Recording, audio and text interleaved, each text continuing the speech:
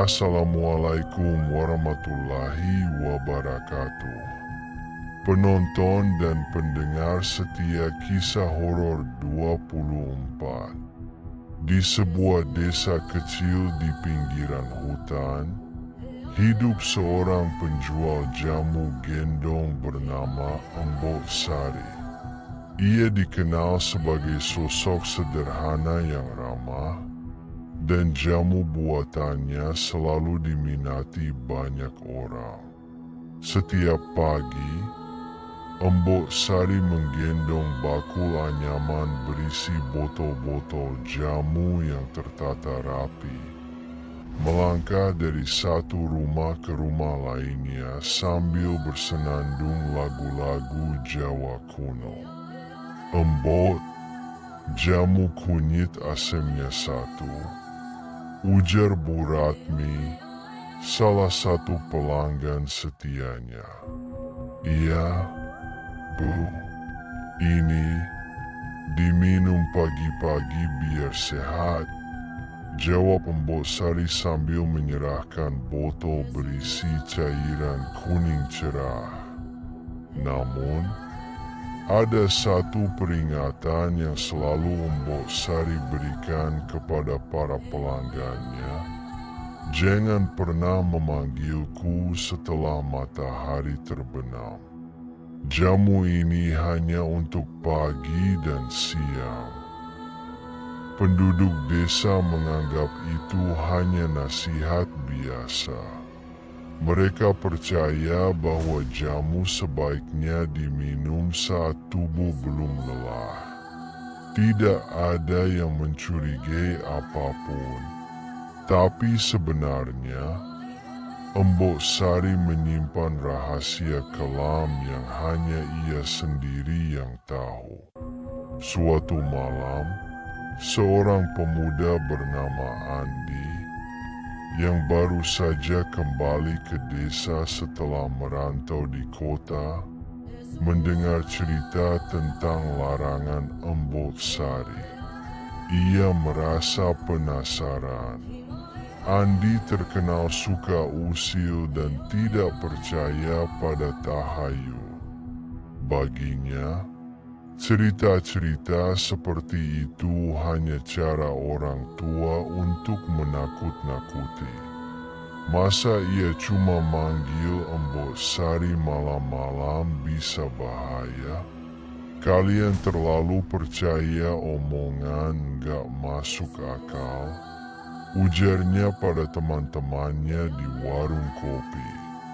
"Terserah kamu, Di. Tapi kalau sampai terjadi sesuatu, jangan salahkan kami," jawab salah satu temannya, Pak Dono, yang lebih tua dan bijak. Malam itu, Andi memutuskan untuk membuktikan bahwa cerita tentang Mbok Sari hanyalah mitos belaka.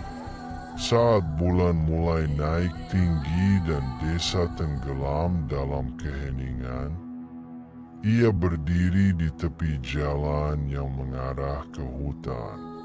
Dengan suara lantang, ia berteriak, "Mbok Sari, jualan jamu dong. Aku butuh jamu buat begadang." Hening. Tidak ada yang menjawab.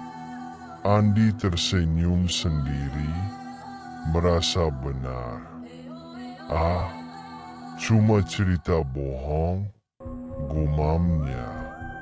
Namun, beberapa menit kemudian, udara di sekitarnya terasa dingin.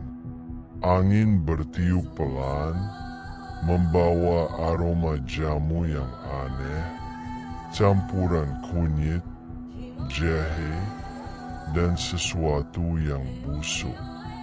Dari arah hutan, terdengar langkah kaki berat yang mendekat. Andi menoleh, dan matanya membelalak. Dari kegelapan, muncul Mbok Sari.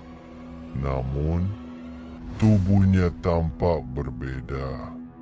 Kulitnya pucat kehijauan, matanya kosong tanpa bola mata, dan senyumnya memamerkan gigi-gigi yang tajam. Kamu memanggilku, Nah? Jamu apa yang kamu butuhkan? Suara Embok Sari terdengar serak, seperti berasal dari dasar sumur. Andi gemetar. Ia ingin lari, tapi kakinya terasa kaku. Dengan tangan gemetar, ia menjawab, "Enggak, Embok. Enggak jadi. Aku cuma iseng." Namun, Embok Sari tidak peduli. Ia membuka bakulnya dan mengeluarkan sebuah botol berisi cairan hitam pekat yang mengeluarkan bau menyengat. "Kamu sudah memanggilku, maka kamu harus membeli," katanya dingin. Andi tidak punya pilihan. Ia merogoh saku celananya dan menyerahkan uang seadanya. Dengan tangan gemetar, ia menerima botol itu.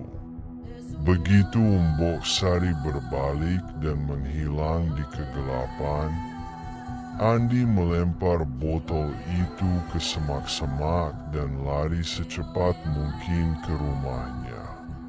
Keesokan harinya, penduduk desa menemukan Andi terbaring di jalan dekat rumahnya. Tubuhnya kaku dengan wajah pucat penuh ketakutan. Di dadanya, ada bekas cakar panjang seperti dihantam oleh binatang buas. Tidak ada yang tahu apa yang sebenarnya terjadi. Desas-desus mulai menyebar. Orang-orang teringat pada cerita lama tentang Embok Sari. Ternyata, bertahun-tahun lalu, Embok Sari yang asli meninggal dunia dalam perjalanan pulang dari desa tetangga. Ia tersesat di hutan dan tidak pernah ditemukan. Yang kembali ke desa hanyalah bakul jamunya, tergeletak di tepi sungai dengan isinya yang masih utuh. Sejak itu, arwah Embok Sari dipercaya terus berkeliaran, menjajakan jamu di waktu-waktu tertentu. Namun, ia memiliki aturan yang tidak boleh dilanggar. Jangan pernah memanggilnya setelah matahari terbenam. Penduduk desa kini hidup dengan ketakutan yang baru. Setiap kali malam tiba, mereka memastikan pintu dan jendela tertutup rapat.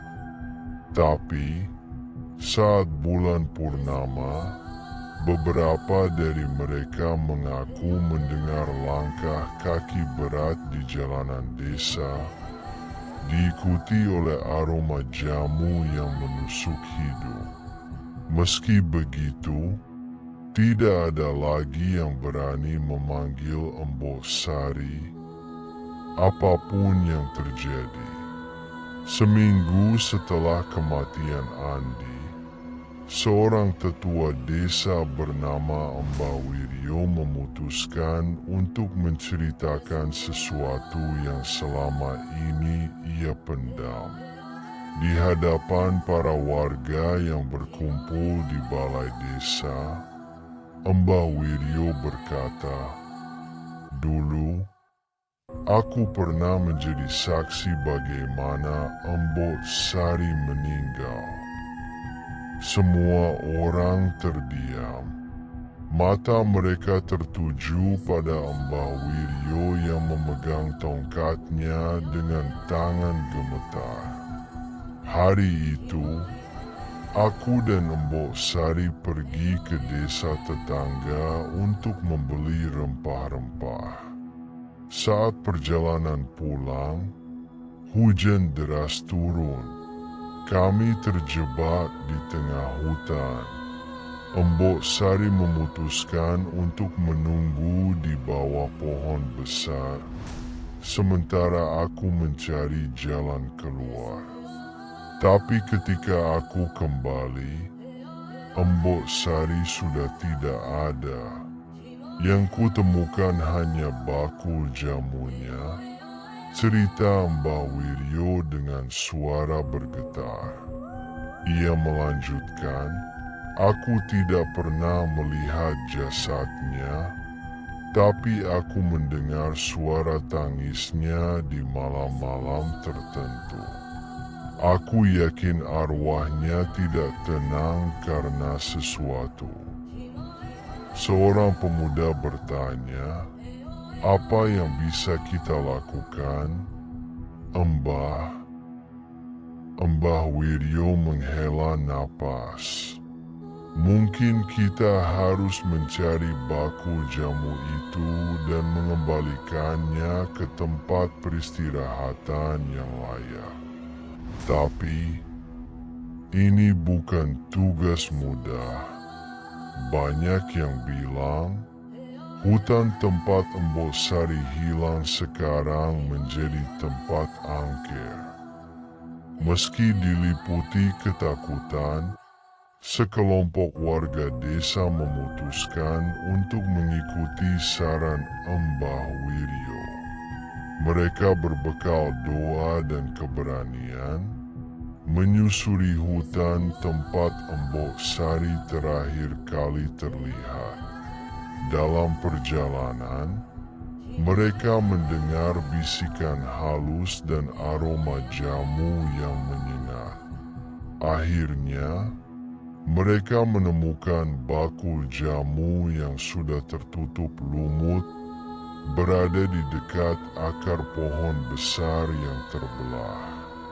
Saat mereka mengangkat bakul itu, angin kencang tiba-tiba bertiup dan dari kejauhan terdengar suara Embok Sari, "Terima kasih." Sejak hari itu, langkah kaki berat dan aroma jamu tidak lagi terdengar di desa.